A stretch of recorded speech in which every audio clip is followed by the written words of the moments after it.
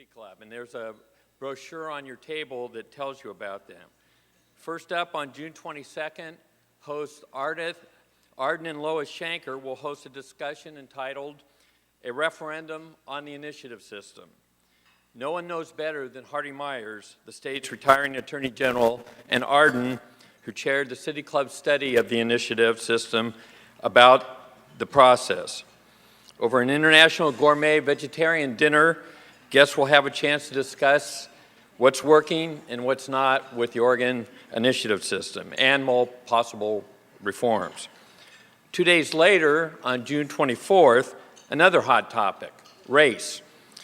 The Haunting of America is hosted by Leslie Lewis.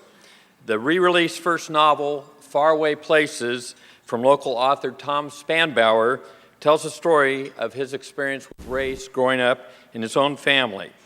Join Mr. Spanbauer and local chef Ken Gordon of Kenny and Zook's Delicatessen for dinner and discussion at the Cleaners in the Ace Hotel. Salons are $92 per person.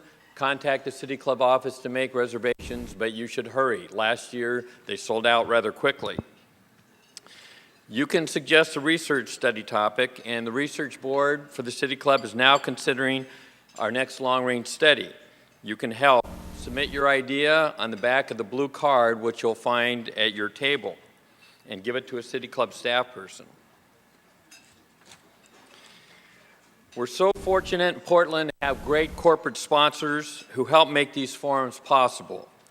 Broadcast of City Club programs this quarter is made possible in part by the following corporate citizens: City Center Parking, Neil Kelly Company, the law firm of Stoll Reeves, and West Coast Bank. And I'm also very pleased to introduce the president of West Coast Bank, Jack Gahan, who's with us today. He's vice president, I'm sorry, he's a representative. I tried to promote you, Jack. Join me in thanking them for their support.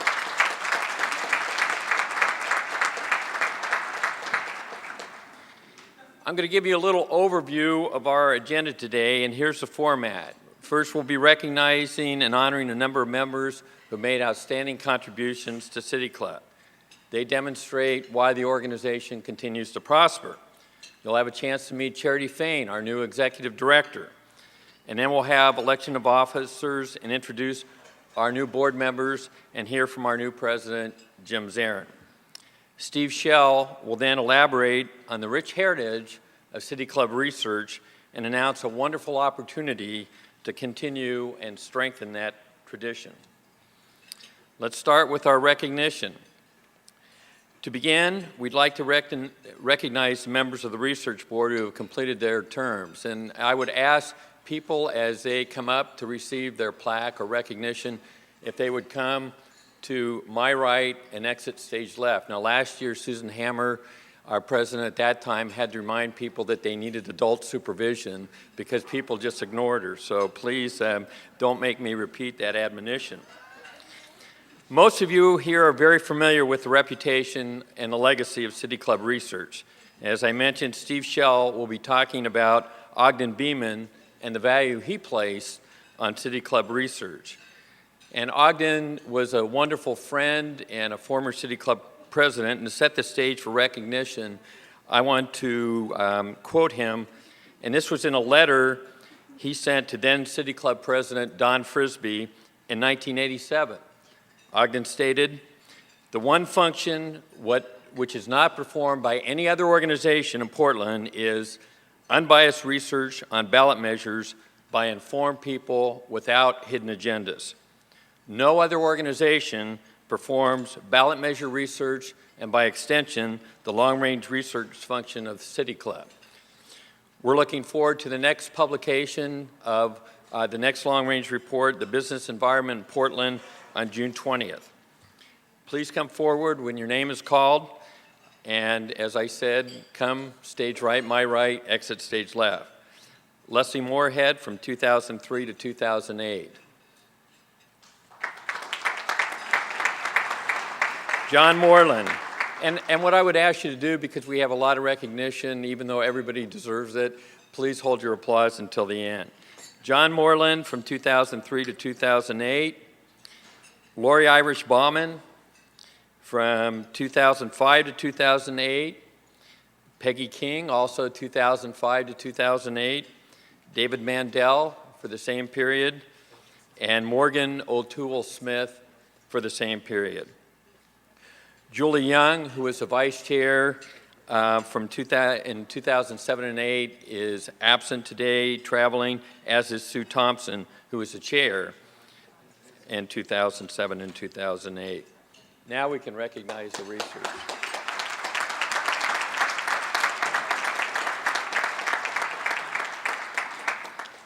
We'd also like to recognize members of the Advocacy and Awareness Board who have completed their term.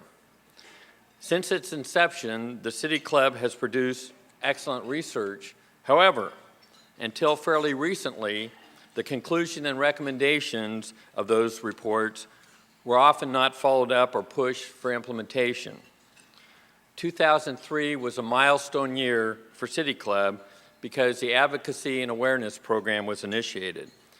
Since that time, any City Club report which receives approval by 80% of the membership is systematically and effectively managed to have a greater impact. And whether it's testifying before the legislature, meeting with one of the editorial boards, writing letters, or opinion pieces, the members involved in advocacy have enhanced the impact of our research report and gained new recognition for City Club. They've made a real difference. The following members have completed their terms. Pauline Anderson, who was not able to be here today. Kirsten Green, who also served, Pauline served for 5 years. Kirsten Green, who's absent from 2005 to 2008. Jessica Roberts, 2006 and 7. Eva Schweber, 2007 and 2008. Mark Anderson, 2007 and 2008, and Lyndon Musoff, who is also not able to be present today, from 2005 to 2008. And then Steve Hoyt, chair of the Affordable Housing Committee in 2007 and 8, the Advocacy Committee.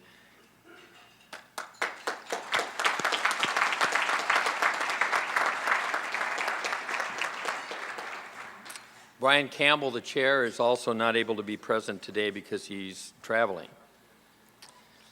43 times annually, that's the number of Fridays that City Club members have a chance to listen to Oregon's premier citizens forum. But who are the volunteers who develop and refine those ideas? Who selects and secures the speakers? And who are the members who help the staff arrange the details, whether it's a debate, a panel, or an individual speaker? Well, the answer to that is the Friday Forum Committee, chaired for the last 3.5 years by Carla Kelly. Carla, please come up, and thanks for the great job you have done chairing that committee.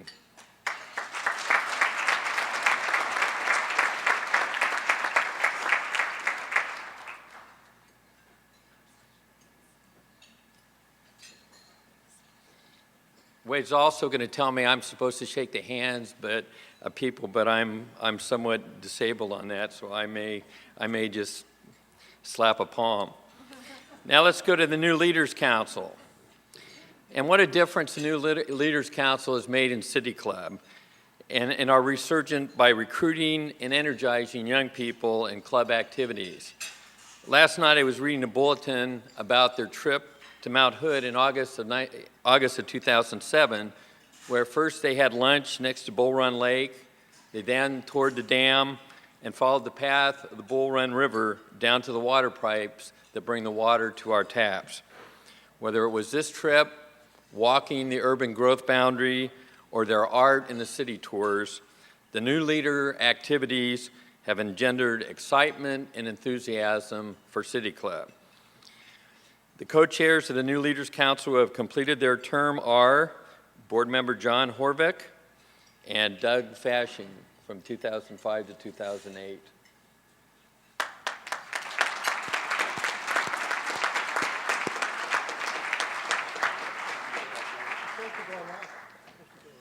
Yeah, right. Ron Paul is the founding chair of Agora. Agora is named after the marketplace, the center of civic life in ancient Athens. And these dynamic and informal small group programs are designed to meet the changing interests and varied schedules of City Club members. And two excellent examples are the Bright Light series and the Green Building walking tours. Ron, notwithstanding the busy schedule, I promised him I wouldn't reference his run for the presidency, but I can't help myself, Ron. Ron has completed the final year of his 2-year term. Ron, thank you.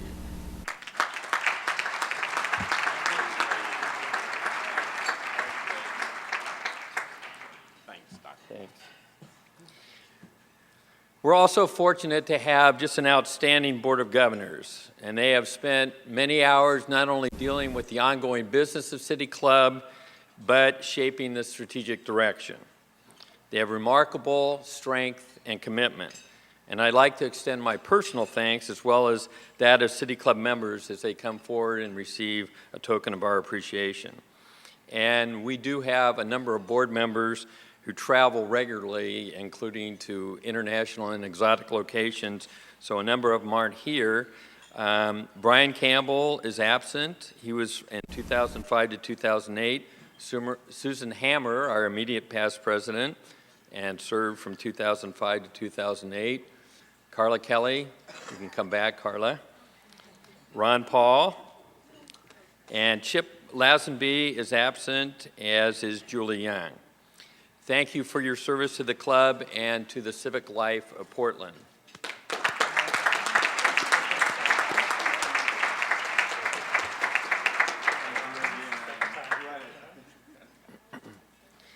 Before we proceed with the election of officers and governors, I'm now going to recognize 5 members for their outstanding and distinctive service.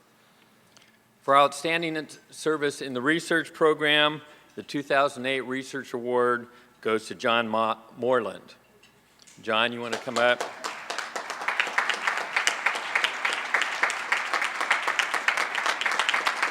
I'm going to tell you a little bit about John first. John embodies the values and aspirations we have not only for the research program, but the club as a whole. He's been a member since 1992 and a stalwart on the research board. He served a 1-year term in 1994 and 5, and then returned to the research board from 2003 to 2008. He authored the club study of homosexuality in 1994, and also served on 2 other related ballot measure studies. John has served admirably as research advisor to the Business Environment Study. As I mentioned, that report's going to be published later this month. He also chaired a charge writing committee on demographic changes in Oregon and led a team of volunteers on the massive task of organizing the club's research archive. John, thank you very much.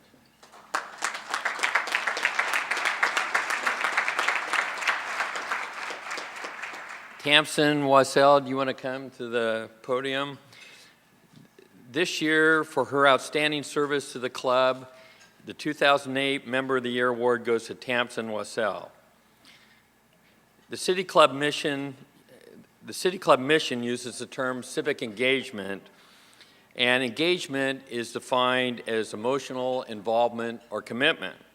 A second definition in Webster's is being in gear. Well, Tamsin has been the epitome of being in gear since she joined the City Club in 1997. After serving on 2 research committees, she was a member of the research committee for 5 years, including a year as its chair. She joined the Board of Governors, where she was secretary of the club and chaired the personnel committee, and left the board in 2007. Now let's look at her activities the year after she retired, so to speak, from the board. First, she and Sue Thomas developed the first City Club leadership class, and more than 20 of our members went through that class, and it got rave reviews. I approached her about 3 months ago about facilitating a series of City Club strategic planning sessions for the board. She attended the preparation meetings, she facilitated 4 half-day sessions, and she participated and helped with the follow-up work. She kept us focused and engaged during the process, and if you need a consultant to facilitate, she's your lady. Finally, Tamsin assisted in our search for the new executive director by making available assessment tools, which were very helpful in the selection of Charity Fain, and she's even going to next month continue to host a Citizen Salon dinner this year. Tamsin, we couldn't have made this progress without your enthusiastic help. Thank you.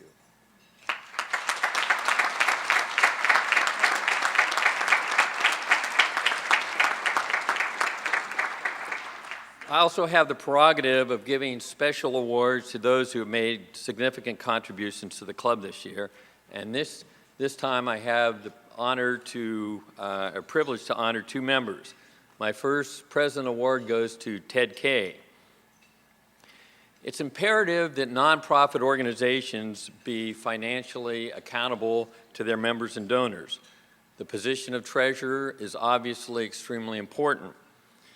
If one were to develop an ideal profile for the treasurer of a nonprofit, it might go something like this: practical experience, financial experience in the private sector, a background in nonprofit development and fundraising, and a strong educational background, including maybe an MBA from a respected academic institution, maybe Stanford University. Well, City Club is fortunate to have Ted Kay as its treasurer because he fits this profile to the T. But Ted's getting the President's Award today for more than just the profile. He took his duties to a higher level.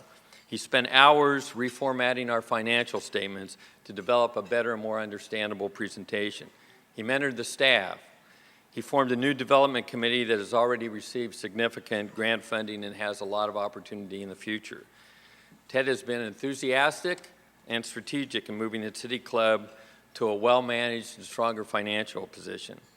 Ted, I know the other board members join you in thanking you for your work and commitment. Thank you. Left hand.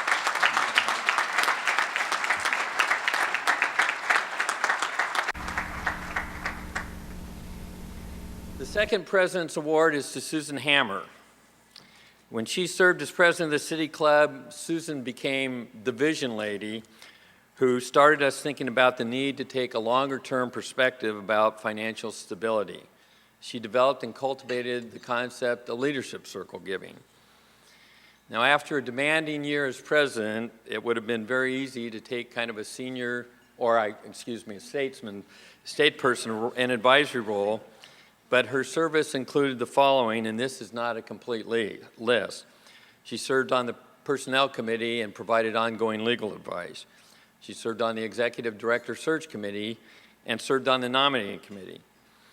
But that's important, but this is not the primary reason for this award. The primary reason is she's been continually available to me and provided invaluable advice to me whenever it was requested, and that was a lot. She's a great listener. She's a counselor who gives valuable and direct advice. And let me give you a quick example of that. I had to write a message to the membership right after I got elected, and I made an effort, which I thought was reasonably good, and sent it to Susan for her review. I got back an email which said, in part, "Don, you have a lot of interesting thoughts, but I'm not sure you have found a cohesive theme or a clear voice." She sent me back to the drawing board, and my end product was much better, and it conveyed what I really wanted to say about the coming year. She had the courage to tell me what I need to hear. Susan, thank you.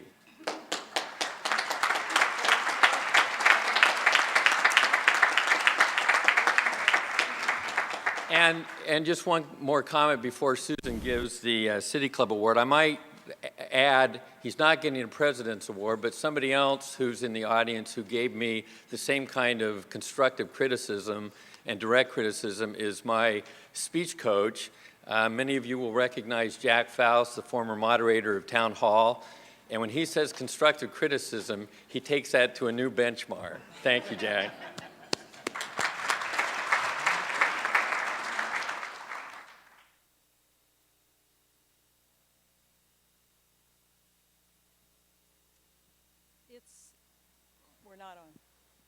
It's my privilege today to present City Club's highest honor, the City Club Award for 2008. This award is given in recognition of outstanding community service and service to City Club. Today, the award will go to Ned Hayes.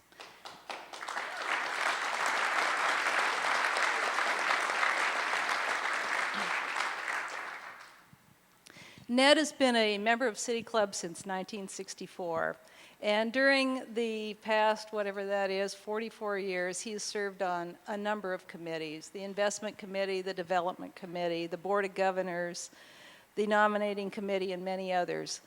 But he has done something so much more than that. Ned has had the vision and the commitment to invest in the long-term growth and stability of City Club. In 2001, he and his family established the Don Sterling Award at Oregon Community Foundation, and not award, but fund, and that has helped us provide access to the Friday forums that we have here to many of the people that listen to us on radio and television. We know that 15 to 20,000 are listening to Friday forums on OPB and many more on cable television. It was that vision that helped make that possible, and he was honoring our former president, Don Sterling, but also his brother-in-law.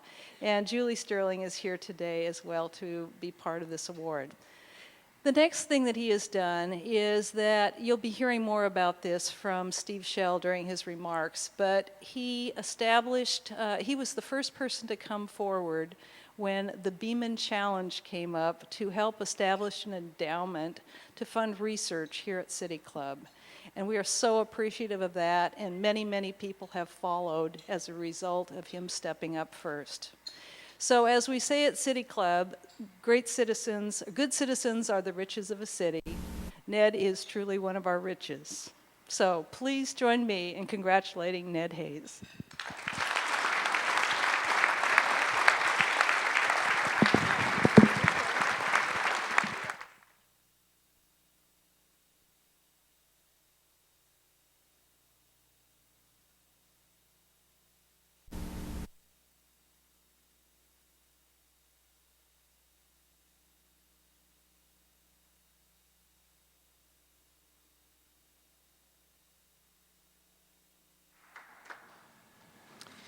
Thank you, Susan, and thank you, Ned. I'll now proceed with the election of board members, and first I'll introduce our retiring members of the board. They are Adam Davis, a partner in the opinion research and consultation firm of Davis, Hibbets, Midgall. Adam will continue as a governor on the board next year, and Adam is traveling, as you might expect. John Horvath, the project director of the Parents and Children Together study at Oregon Health Sciences University. John will continue as a governor. Marge Kafori, who directed the City of Portland's Office of Government Relations for 19 years and is a lobbyist and consultant, will continue as a governor. Ted Kay, Vice President for Finance at TeleDirect International, will continue as our treasurer. And Elizabeth Riley, a consultant with the Collins Group, will continue as governor and chair of the membership committee. Sharon Van Sickle Robbins, Panay farmer and chair and civic activist par excellence, is chair of the club's Business Environment Study Committee and will continue as secretary. Sharon also chaired our executive director search committee. And Larry Wallach, who's traveling out of the country, is dean of the College of Urban and Public Affairs at Portland State University. He'll continue as a governor. And I will continue as on the board as the immediate past president. Now we'll proceed with the election of the new 2008-2009 officers and governors. Jim Zarin, on my right, automatically becomes president of the City Club. Sue Thomas, who is absent today, is nominated to become president-elect. Tom Cox, who's a Hillsborough resident and owner of a management consulting firm, is nominated to be a governor. Stephanie Mendoza Gray, absent today, works in the City of Portland's Office of Government Relations and is a government relations specialist. She's nominated to be a governor. And Leslie Moorhead. Leslie is a longtime member and a consultant providing financial management services for small businesses. Leslie is nominated to be governor. Melody Rose is chair of the Division of Political Science at Portland State University and founder and director of the New Leadership Oregon program. Melody is nominated for a term as governor, and she will replace Carla Kelly as chair of the Friday Forum Committee. And finally, John Stride has been nominated for second vice president and vice chair of the research board. John is an attorney and partner with Tonkin Torp LLP, a law firm, and he has been a member of the club since 1992. One final note, Julie Young, who was nominated for first vice president and chair of the research board, had to withdraw her nominations because of personal family reasons. Pursuant to the bylaws, the Board of Governors will take action and fill that vacancy at its next meeting. The above nominees have been selected by the club's nominating committee according to the bylaws. There's a mechanism in the bylaws which allows other nominations from the membership, provided the recommendations from 3 club members and a signed agreement from the nominee is submitted within 10 days of the annual meeting. No other names have been submitted for election, and I therefore declare the nominees elected by unanimous consent.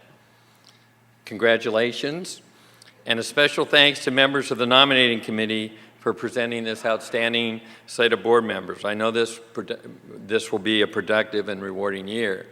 And we're going to talk more about Ogden Beeman. Ogden continually threatened me when he found out I was going to become City Club president to come to the floor and for the first time in many years make a nomination from the floor, and he decided not to at the last minute. So I also want to let's hear it for the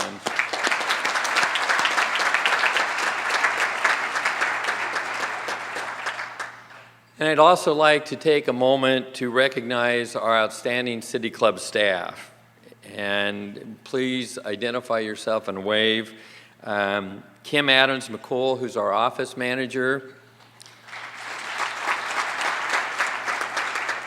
Annette Stanhope, communications coordinator. Margaret Eichman, membership and development director. Tony Iacarino, who's project manager. And Wade Fickler, and I want to say a few words about Wade Fickler before we go on. Wade has been serving as our acting executive director since last fall, and he's going to be leaving us later this month. We're fortunate to have Wade as a key player at the City Club for the last 6 years, and many of you know him from his work as a research and policy director at the club. He has a commitment to civic engagement. He worked for the Peace Corps for 2 years and even started a city club in Russia. That may be the Ukraine, and Wade, you can correct me later on my geography. I've worked with 4 research directors since I've been in the City Club, and unequivocally, Wade has been the best. And fortunately for us, Wade also had an extensive background in financial operations. He's done an outstanding job in the time he served us as our acting executive director. His knowledge, his dedication, his work ethic have made us a better organization. Wade, we're going to miss you.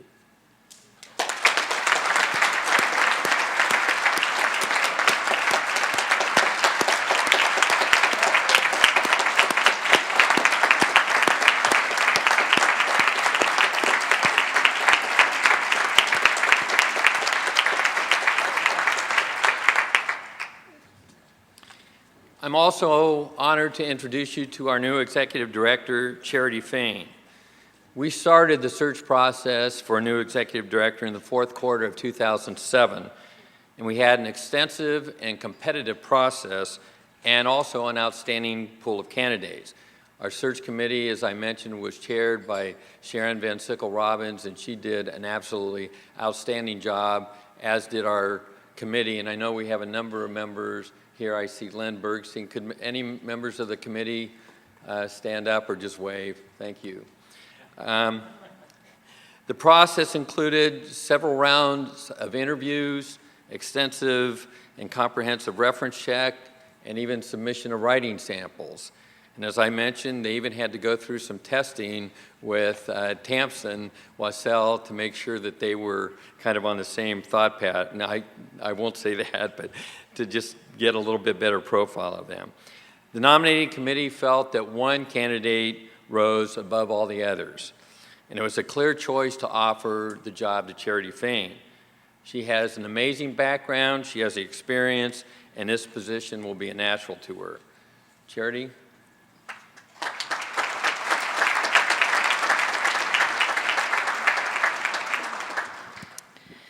Thank you, Don. Make sure I've got the mic right. They've been yelling at me to do that, so. It's really hard to really express just how truly excited I am to say that this is my 5th official day as the executive director of the City Club. And for the last week or two, as I've met several of you and have been making the rounds, I've really been asked the same questions over and over. And those questions have been, why City Club and why Portland? And I thought I would tell you a little bit about who I am and how I came to make that decision so I can answer those questions for you. As some of you have heard, I've really spent my career working on civic engagement and civil society development in emerging democracies in the former Soviet Union and Eastern Europe. And I worked in those areas because I have a strong belief that people truly have the power to shape their communities when we come together as groups to work for something beyond our personal interests. And as such, I've had the real opportunity to work on some interesting projects. For example, I worked at the Open Society Institute, where we trained some of the first women human rights activists in Eastern Europe and the former Soviet Union. I've worked with election monitoring groups in Central Asia that monitored faulty elections. I've also worked with nonprofits around the world on organizational development and resource development. And most recently, as some of you know, I spent the last 2 years in Kyrgyzstan working on a media reform project where we trained journalists with the idea that citizens can't really be informed and participate if they don't have access to fair and accurate information. And the longer I worked in this part of the world and the longer I worked on these issues, the more I started to question my own involvement internationally.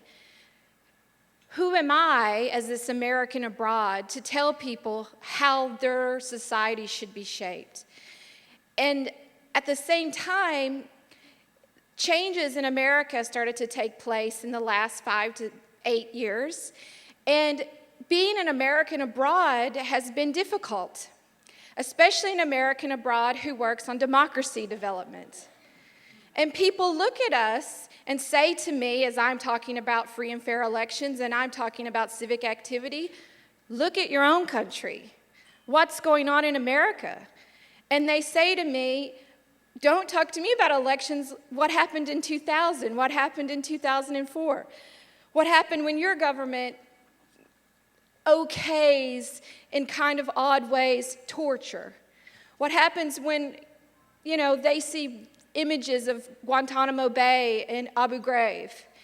And it became very difficult for me to think about that, because I started to think about, if I truly believe in the power of citizenship and the power of our goals and what we're creating, then why aren't I working in my own community to create something? So I started to think about, as I return to America, where am I going to go? Where can I make an impact? And I had no idea where I was going to move to. So I started doing research on where are the communities in America where people really are making a difference. And it's no surprise to you all, Portland, for me, became that place. And it became that place because it's no surprise to you, it's the people, the ideas, the community that you're trying to build here. And I really wanted to be a part of that. I want to be as much involved in civic life here as I have been internationally.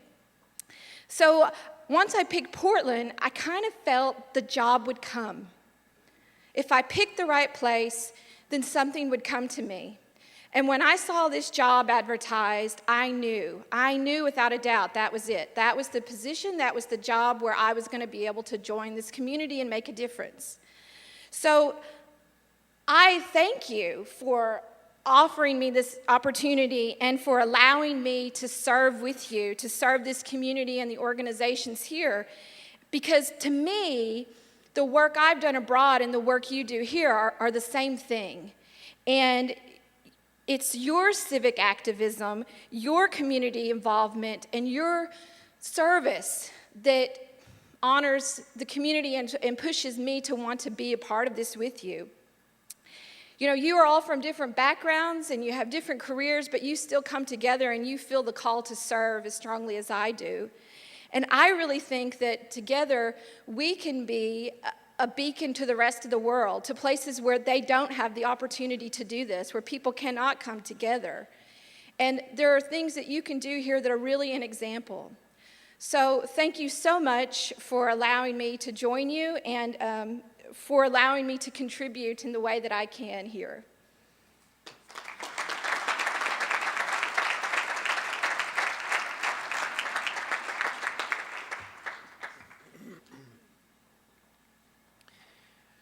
We are in a great haste to construct a magnetic telegraph from Maine to Texas. But Maine and Texas, it may well be, have nothing important to communicate. This is my favorite quote from Henry David Thoreau, and it really doesn't have much to do with anything I'm going to say today, but in the last year, I've always wanted to use that at an introduction, and I just couldn't, the opportunity never presented itself, and I just couldn't resist sharing it with you today.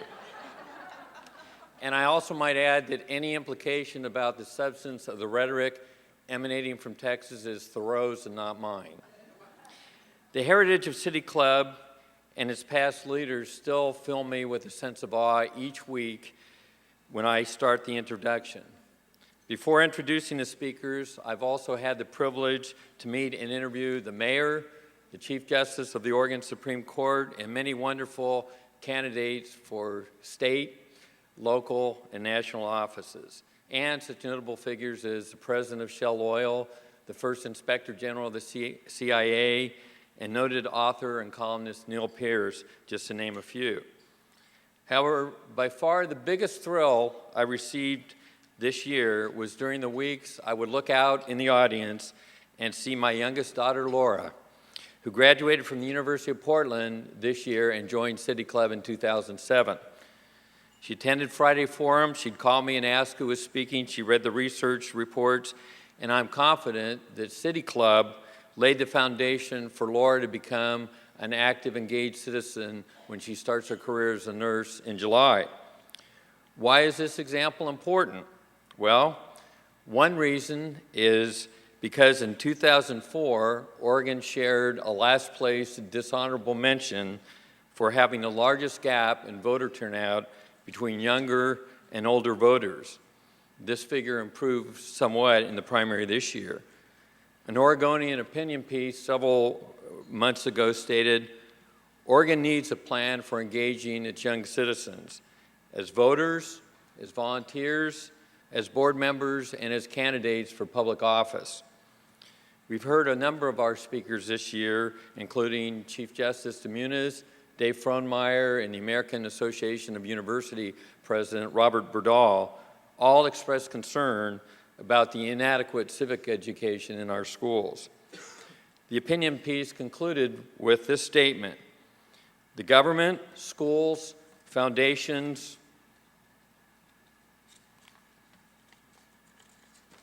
and nonprofit organizations should all be looking for ways to include youth engagement in their focus. Well, I would suggest to you that City Club is one organization that has that goal as a fundamental part of its mission statement. And our mission statement is to inform its members and the community in public matters and to arouse in them a realization of the obligations of citizenship. We're ideally suited to help accomplish that goal. our programs, our research, our advocacy, and the commitment of City Club members since 1916 who have actively promoted that spirit of engagement are all the reasons. And if you don't believe me, just read this book, which I'm sure Steve will mention, The Conscience of the City. It was published on the 50th anniversary of City Club. Now, while I'm optimistic about how much progress the City Club has made in the last several years, the question remains, how will each of us in this room continue to make sure we are the conscience of the city? How will that happen next year, in our centennial year in 2016, and 2026 and beyond? Steve Schell will tell you about one exciting opportunity, and we need to look for others. For example, why don't we sponsor a table of high school or college students at every Friday forum?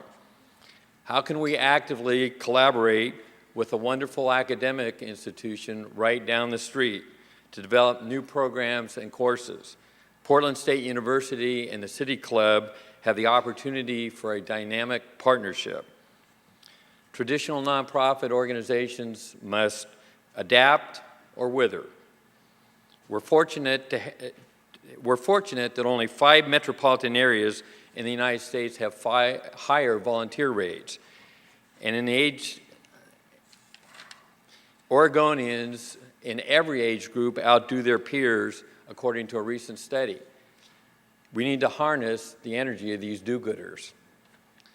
It's been an honor and a privilege to serve as the City Club president this year, and I want to express my profound gratitude to my wife and my firm, Schwabe Williamson and Wyatt, for its support. In fact, to exemplify that, I have a number of colleagues who are sitting down at the table here. When I attended my first Friday Forum when I was a college student in 1970, I fell in love with this organization. I'm looking forward to being part of a City Club in the future. Thank you.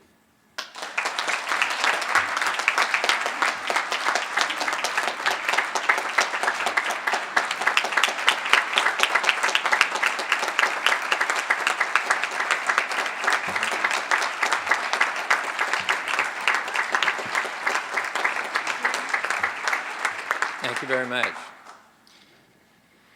I'm proud that my successor at City Club President is Jim Zarin.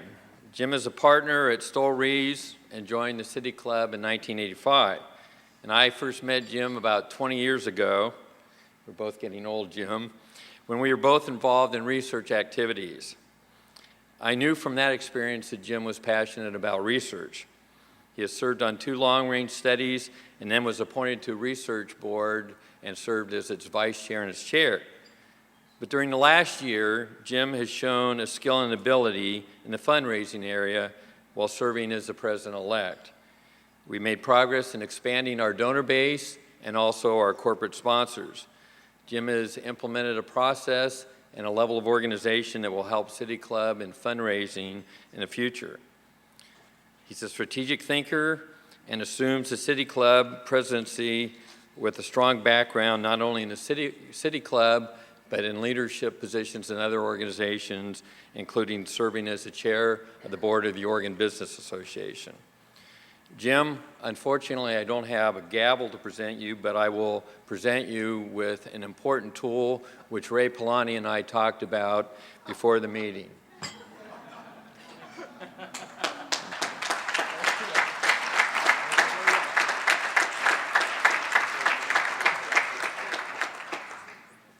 Well, thank you, Don. And I have a couple things I want to say about Don Williams. As my sort of first official act as City Club president, it gives me pleasure to talk about Don. I don't think any of us will really know how much time and effort Don has spent in the last 12 months on this job. And it's been an interesting year to be City Club president.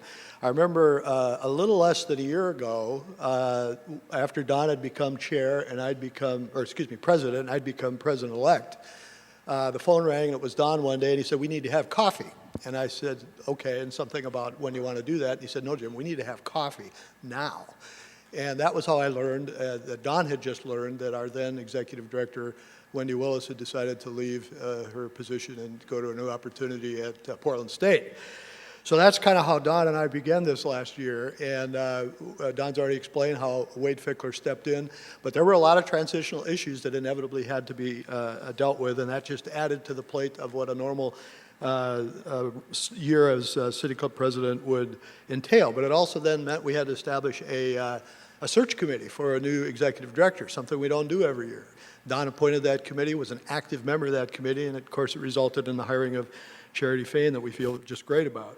And then as we headed into the end of the year, Don appointed and served as the chair of the nominating committee that had to sort through the leadership challenges, leadership challenges faced by the club, and to get a good roster of committee chairs and new board members that you have seated in front of you. And then, of course, there's all the board meetings he has to chair, and all the things that people who chair boards that many in this room know about that you have to do, all the emails, all the phone calls, all the coffees, all the everything. And the amazing thing about it is Don has done this as a leader. He is someone that is not shy about giving his opinion, but he's done it with a kind of a charm and a grace and the inevitable dry Don Williams wit that has made it all a great joy. So Don, on behalf of especially I think this last year's board, but of course everybody in City Club, I just thank you for your service. It's been a great organization. Thank you very much.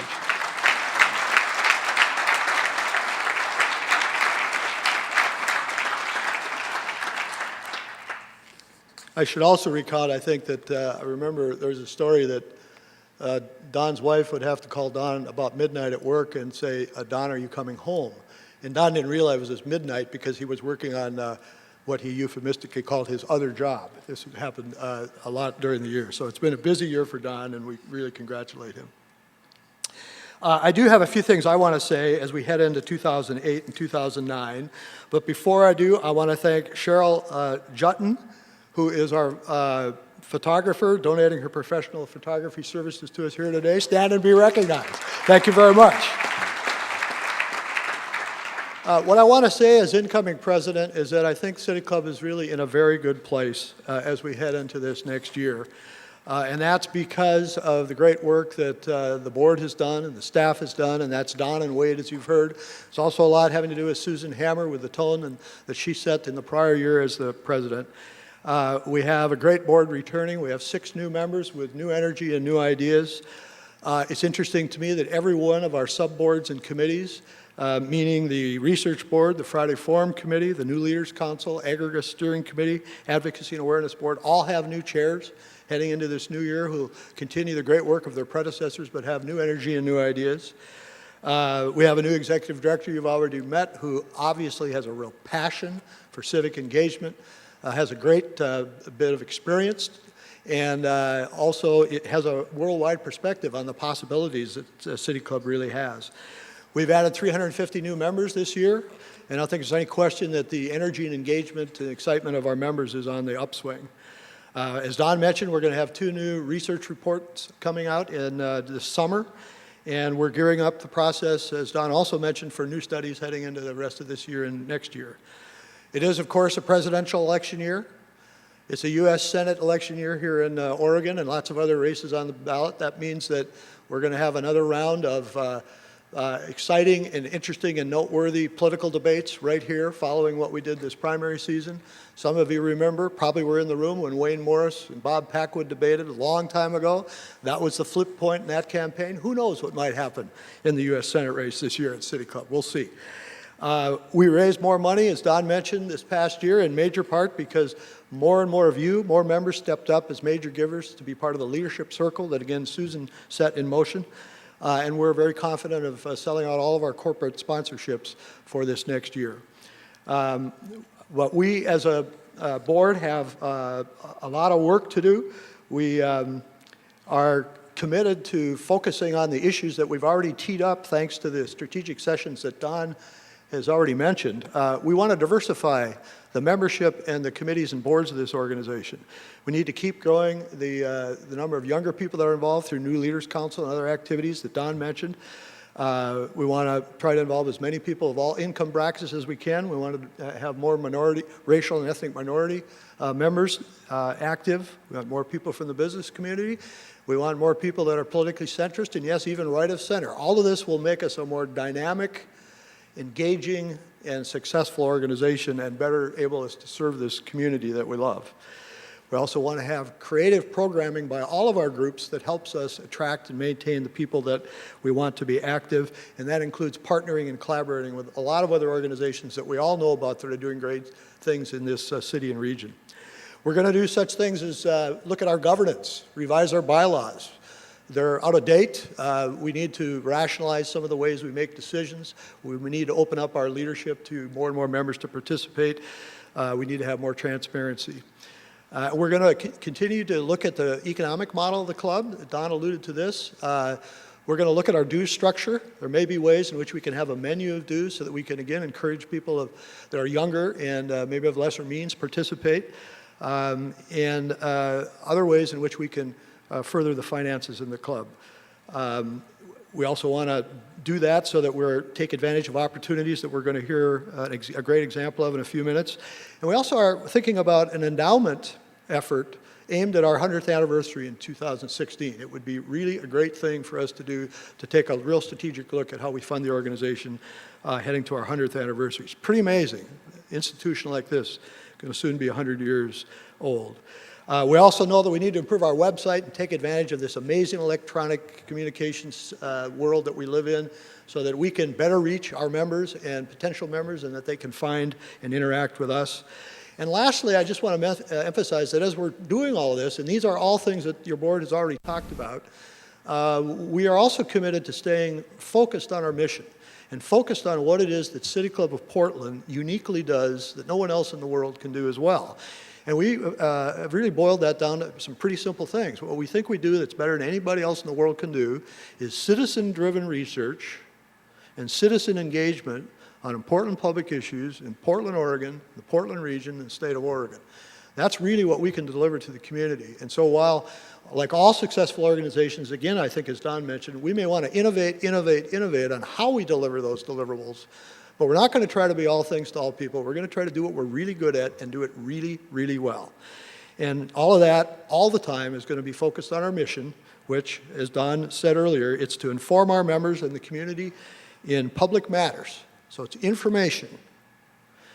And to arouse in them the realization of the obligations of citizenship. It's helping people get involved and stay involved as citizens in the way we do it and make decisions about public issues. And finally, I just want to say, perhaps like some of you, I was at the Portland Art Museum on Tuesday. There were 500 people there talking about the economic vitality of this city and this region. And there was a noted urban economist named Richard Florida who was there as the keynote speaker. And he talked about how it is that cities and regions distinguish themselves in this day and age and become successful and kind of rise above the pack on a sustained basis. And what he said, when you cut through all the data and all the research that's been done, what really makes the difference is what he called quality of place. That's what really makes the difference at this time in our world history. And when he talked about quality of place, among the things he talked about is that citizens all over the United States, in every kind of locale, have said that they want to have an opportunity to be engaged in the community in which they live. That's part of what people think of when they think of a quality of place. And he said that people don't all want to run for the city council. They don't all want to run for the legislature or the school board or Congress or mayor, but they want to have an opportunity as they can when they have the time to be engaged in public issues. And I remember sitting there thinking, Richard Florida, you don't know about it, but you're talking about the City Club of Portland. So I think we're in a very good place. I'm excited about the year. I hope you are too. And I guess I'd say stay engaged, stay involved, and stay tuned. So that's our year heading ahead.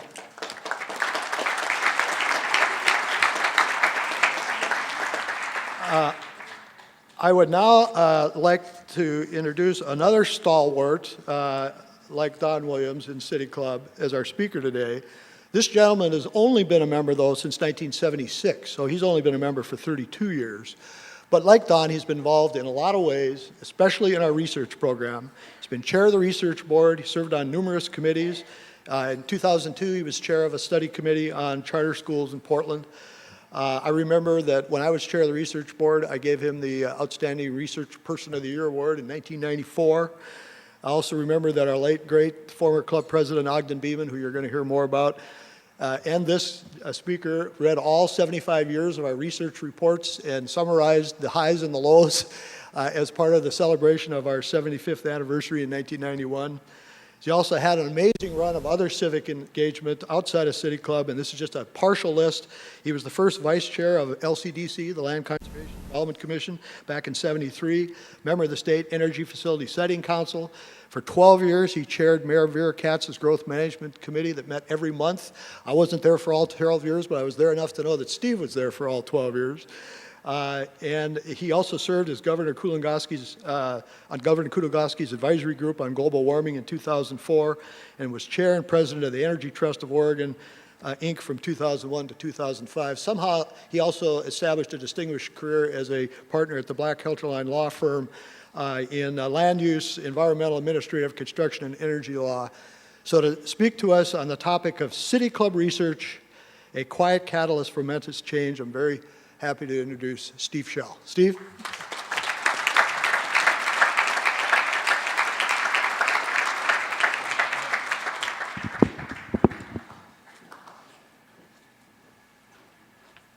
Thanks very much, Jim. I listened to the themes that have gone through this time today, and I think it's really significant. Charity and I have never met. I'm going to have some comments about activity that touches on what she's done. The themes that go through what we're doing as a club and together as a community, I think are really significant. Let me begin by talking a little bit about the research program. City Club Award winner and former club president, and my friend, who I met at City Club some 40 years ago. Incidentally, that 76 period was when women weren't admitted to the club. It was a little bit before that, Ogden and I met, as a matter of fact, in the City Club. I think 1968 is about right. Anyway, we met, and I got well acquainted with Ogden after our work with the City Club and other things. That we became very good friends, and he really loved the City Club. He loved it in a very special way. What he loved most was the people and the ideas that the City Club nurtured. Ideas about local citizenship and the common good, and the ideas generated by research. He served on at least 6 committees, and including the 1986 study that resulted in an economic development strategy for Oregon. Today, I do want to talk about the research activities and challenge proposed by the Beeman family, but I also want to do it in context. At some point, David Brower, I think, is attributed with the idea of think globally, act locally. And Charity's presence here seems to me to just emphasize that point. I'd like to talk a little bit about the history of the club's research program, because I think it's worthwhile for us to renew some of those ideas and make them current. And finally, I want to talk about the challenge that's going to be addressed. Now, this February, I guess it was, my wife Georgia and I were in Serbia. We spent a couple of weeks in Serbia, and it was an interesting experience. I went over to teach an environmental law clinic and spent 2 weeks there at the time when Kosovo became independent. It was a fascinating time to be at the University of Novi Sad. So one of the students took us around. His name was Siniša Kolovec, and he offered this kind of Serbian joke. It seems that Bill Clinton and Jacques Chirac and Slobodan Milosevic were called by God and informed that the world would be destroyed by God in 1 year. Chirac and Clinton duly went on television and announced the 1-year deadline. However, on the news in Serbia, it was reported that Milosevic had recently met with God and was informed that God's intent to destroy the world in 1 week. But Milosevic had managed to negotiate a commitment from God not to do that for at least another year. Now, spin and its consequences, like that attributed to Serbia's former leader, are all about us. In this age of dueling think tanks and global news overload and shallow opinion polls and focus groups with lack of clarity and vitriolic blogs and press releases and infotainment, how do citizens sort through and pinpoint the public interest? Or as the City Club calls it, how do we arouse in our community the obligations of citizenship? The nature of public life and importance to individuals seem to be changing dramatically over this time. Today, there are about 200 million people on Facebook and MySpace, but something else is going on. In 2003, my wife and several friends marched in the Portland demonstration of perhaps, 50,000 people saying, "Don't go to war in Iraq." I think they're largely ignored by the power structure that existed at that time. More recently, when the immigration bill was before Congress, 1 million people marched all over this nation. And yet, again, my sense is the leaders of that time ignored those people as well.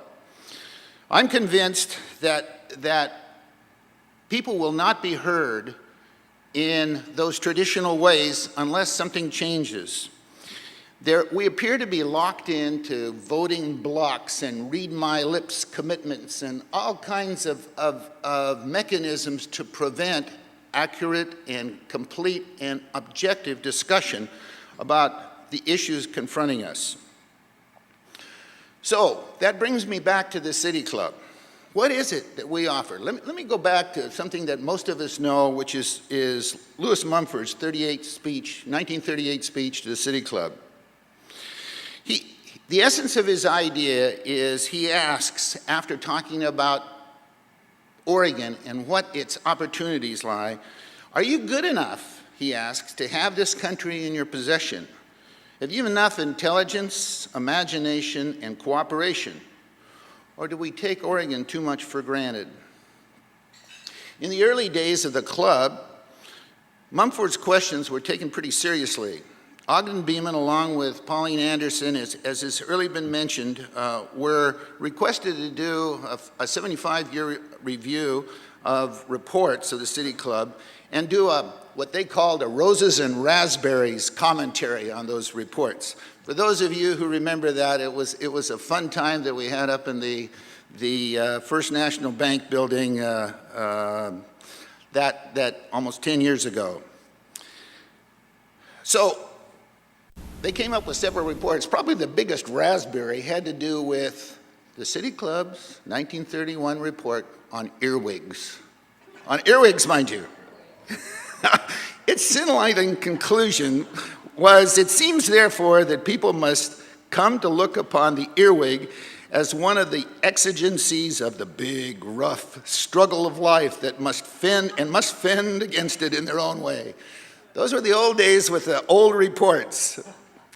In 1945, the City Club had called for creation of Forest Park, and following that study, the leader of that study organized a group that became the Friends of Forest Park, and ultimately caused the acquisition of more than 5,000 acres of that magnificent park we have in our city today.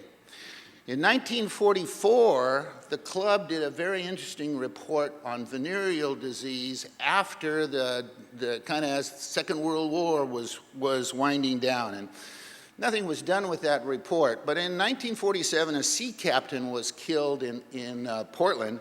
And I think at that point, the City Club decided that it had enough of this kind of thing.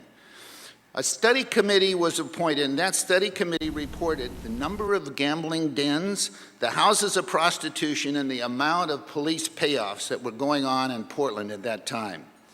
The Oregonian published that report in toto. A grand jury subpoenaed the City Club members who named names and gave details. One consequence of that report was the defeat of the then mayor and the election of Dorothy McCullough Lee, who became our first female mayor. But the impact of those club reports isn't just ancient history. The 2005 92-page report of the Portland Development Commission asked for more transparency and more public responsiveness, and that's happened. Julie Young, the co-chair of the 2006 Early Childhood and Care and Education Study Committee, had said, I had an opportunity to make a contribution that I never realized I would make. on an issue that was of such fundamental importance to our state and our kids. Having a City Club card gives you cachet, and it gives you access to people you otherwise would never be able to reach. Work on that report was a life-changing experience for me. So, I want to talk a little bit about the nature of the club's activity. We've heard about world significance from our previous commentators, but there is actual fact on the basis of significant investigation that indicates that our process is truly unique. In a nationwide review of civic organizations, a San Francisco-based called Spur said, and I quote this, "The City Club of Portland has the best citizen-based research methodology of any organization in the country. The City Club model relies on citizen non-experts who meet together for a year or more and develop policy papers." For those of you who haven't been through the research process, let me say that from my vantage point at least, it's far and away the best part of being a City Club member. I want to provide a short primer that would help show why this process is respected, neutral, fair in dealing with public issues, and is fun as well. First, a topic needs to be identified. Then a charge has to be prepared on that topic. And once that charge is approved, the research board selects an advisor, and that person and the research board chair select a chair for the committee. Now that chair has to be two things: no publicly recognized involvement with the issue, and no economic conflict of interest. Right from the start then, the City Club's research policy and its conflict of interest policy provides the kind of fundamental initial objectivity that paid reports, talking heads, think tanks frequently don't provide.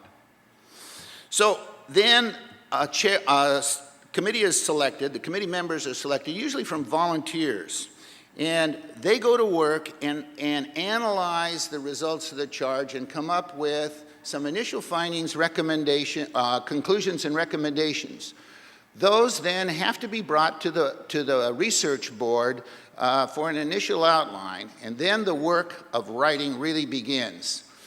Once that writing is completed, the material is presented, the draft report is presented to the research board, and inevitably it's a gauntlet that the committee has to run, because there's always a ringer on the research board, somebody who knows a lot about the subject, one way or the other.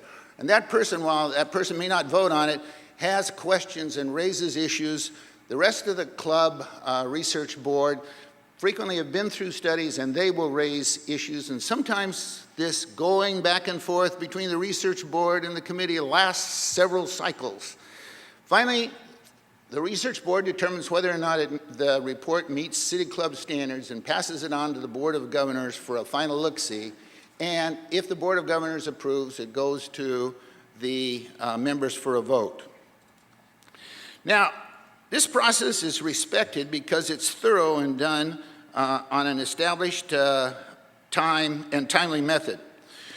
We have impacts for our studies because they are done well. Now, the staff and the research board have been very protective of the city's brand by assuring that the reports are well done and meet the club's current standards. But you remember I talked about the situation in 1931. At that point, there were 200 studies made. Now, some of those were like the earwig study, and so it's not the same as it is today. But still, there were highly productive and timely activities going back and forth between City Club members on those reports. Lately, we haven't been doing so well. If you look at the reports over the last 4 or 5 years, we've had sometimes 4 ballot measure reports, sometimes 1 or 2 studies, and this year we only have 1 study out at this point, a good study, a very important study, and 2 in the pipeline. But is that all we can do? That's the question. Are we really serving not only the community, but our membership in terms of that narrow focus. Now, there's a reason for not having as many studies as there used to be. When I was research board chair, my idea was that we would have as many as 8 ballot measure studies and 4 long-range committees studies every year. And that's an ambitious process. But there are reasons why we don't have it now. The club has tried new things, and at least for a period, the focus of the club changed, I think. The club is seen for a while as more of a networking place than a group that sets its collective will around arousing its members the obligation of citizenship. The cost of publishing increased, and some of those reports can run up to $5,000 an item. Then we went through a period of basically older people, and that's all that were in the club. But I really think the efforts of Wade Fickler and Wendy Radmacher-Willis and the others of our leadership and our staff have made a difference and change in that. But the change comes at a price. For a period of time, we had standing committees on various issues, all of which had to be staffed. We had an added advocacy program, which required staff and time. We have a website which needs staff help. We now serve vital new programs such as the New Leaders Council, a monthly book group, and more sophisticated fundraising efforts. While most of these programs are vital to the club, they've come at a cost, and that cost has a significant impact on whether or not research can be adequately staffed. During the recent board and review, and Don, I think, and Jim have both mentioned this, the club commitment to its 2 main efforts, the Friday programs and the research efforts, have been reinvigorated. Ogden would have loved that revitalization of the club's commitment to the research program. As he surveyed what needs to be done, he zeroed in on the club's research arm and determined that a permanent, partial, dedicated staffing and funding is a necessity if we're going to fulfill the club's 92-year heritage and living up to its potential in the 21st century. He conveyed these ideas to us, to Don and to Susan and to me and to his wife Charlotte, and at some point Ogden, before his death, said, we need to do something about this. And one of the proposals that came up was a challenge grant. So what has happened is the Beeman family has put up $100,000 and challenged the rest of us to come up with another $300,000 to launch an endowment. That $400,000 will serve as a base for a $1.5 million fund that will permanently be earmarked for research efforts in the club. Now, that's not going to pay in the entire cost of research, but it will pay a significant portion of it. The rest needs to be made up of dues. And the feeling was that if we don't work these 2 together, then the research arm goes off on its own and is not part and parcel of the club's activity. So, I want to report today that we're well on our way to meeting the $300,000. We haven't done it yet. With Ned's help and with others who have provided some funds, we're now at, didn't you tell me today? $169,000 toward that $300,000 goal. We still have the balance to raise before we have that $400,000 necessary to launch the endowment. So, I'm looking for money. If as was mentioned earlier, that citizens are the riches of a city, as it says on the Skidmore Fountain, then I'm looking for some of the city's money and some of its citizens' money and the riches to come to the club. I hope you'll be able to help in that. Okay, I've made the immediate pitch for the $400,000, but there are several of us who seem to have graying or white hair among us. Now, it's kind of interesting. There's a thing called a codicil. It's an interesting document. It amends your will. When you die, rather than paying taxes to Uncle Sam or that golden logger on the state capitol, you can use a codicil or a specific bequest to fund and pass a tidy sum to the City Club. I urge you to think about that so that when those of us who maybe are on our way to other places by 2016 will have gone on, there will be a permanent endowment that will continue the work of the club into the 21st century. Douglas MacArthur, a former commandant of West Point, in his 1962 farewell speech at West Point, spoke of the long gray line of past, present, and future cadets. His words were, "Today marks my final roll call with you, but I want you to know that when I cross the river, my last conscious thoughts will be of the Corps and the Corps and the Corps." I see all of you, and I hope you see me, as part of another long line. A line that goes back to the likes of the founder of our initiative and referendum, WSU Wren, of Ding Cannon, of Alan Hart, of Vera Katz, of Gretchen Kafori, of Dan Goldie, of Gus Mattersdorf, and of Ogden Beeman. I see you and hope you see me as part of this 92-year-old tradition of the past, the present, and the ongoing and vigilant effort in the future to inform our members and the community of public matters and arouse in them a realization of the obligations of citizenship. Thank you.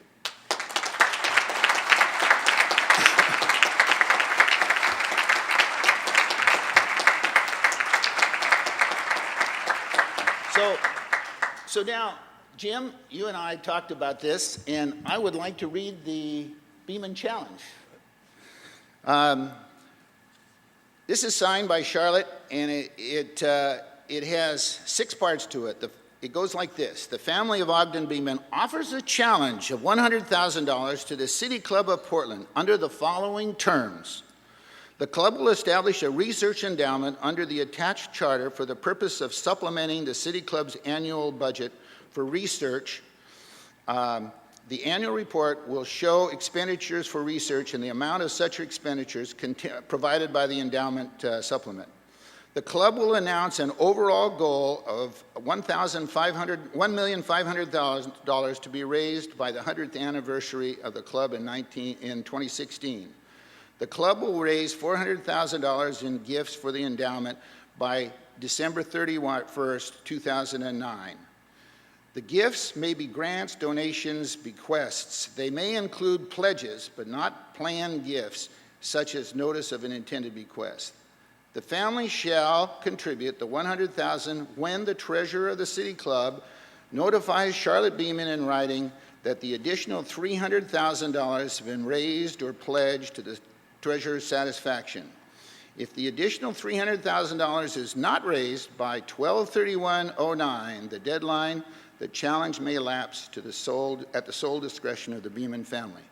That's the challenge, Jim, I offered on behalf of the Beeman family to the City Club. Thank you, Steve. And my response on behalf of the board is that we have been, as Steve said, talking with the Beeman family, with Steve. Ted Kay, Don Williams, Susan Hammer have been instrumental in that communication. And what I want to tell you is not only has the board accepted the challenge, but we've taken it very seriously. We have a charter that we've worked out that's been adopted by the board that identifies how we're going to raise the matching funds. It specifies what the monies in the endowment will be used for, what the monies in the endowment will not be used for, and we're fully on board to make this a success. So we have accepted. That's acknowledged by a vote of the board on April 15th, and the actual challenge grant that's signed by Charlotte Beeman is also signed by Don Williams as our president on March 31st. So this is a great opportunity. We thank you, Steve, for your role in making this happen. And of course, we're incredibly indebted to Ogden Beeman and Charlotte Beeman. And as a small token of our appreciation, we want to give to Charlotte a lifetime membership in the City Club of Portland. And Charlotte, that's